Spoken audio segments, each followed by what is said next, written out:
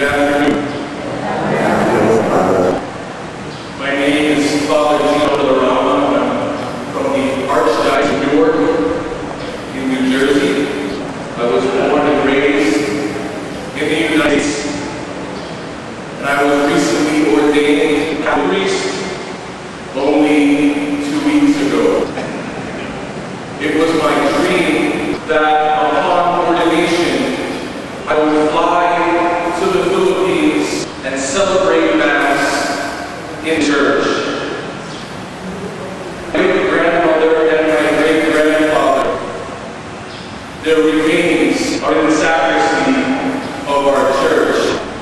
And it's very moving for me to realize that because of their faith and because of the faith of my family that has passed down from generation to the next, that the gift of the faith was something that I could receive. It was absolutely a response to this gift that the church has accepted and has called me to the eternal priesthood of Jesus Christ. Being ordained a priest is something that I still can't understand, even though it's been almost 3 weeks. It was probably the most moving and most emotional and most powerful experience of my entire life. And so I knew that I had to celebrate Mass and Thanksgiving in the midst where my family has responded to the faith as well. And so I thank you for being willing to come here and celebrate and pray with me to our Lord Jesus Christ, who constantly gives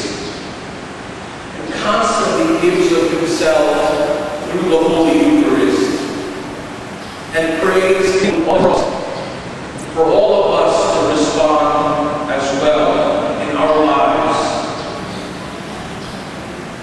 There are 2 small things I wanted to leave us with to reflect on for today.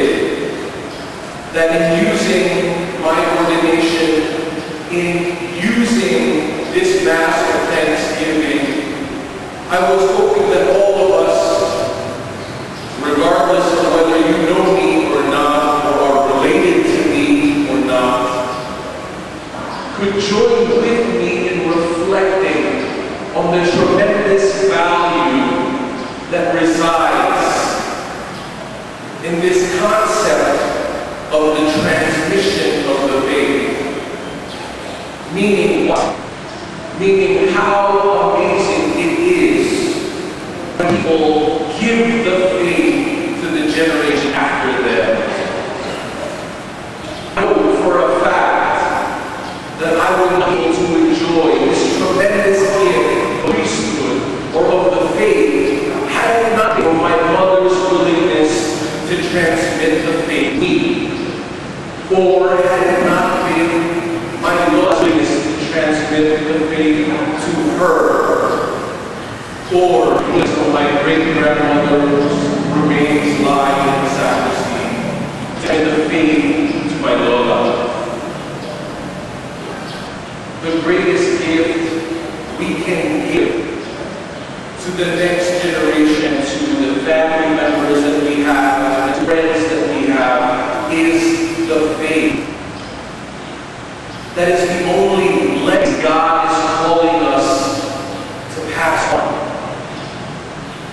Because ultimately, no one will care about the accomplishments we have. No one will care about any kind of money we receive. But the long-term ramifications for our lives, for the people who will come after us in a parish so proud of the families that it has, is faith. Because it is only because of that faith can there be an eternal reunion, an eternal fiesta, an eternal collection of families who enjoy their presence, moving from one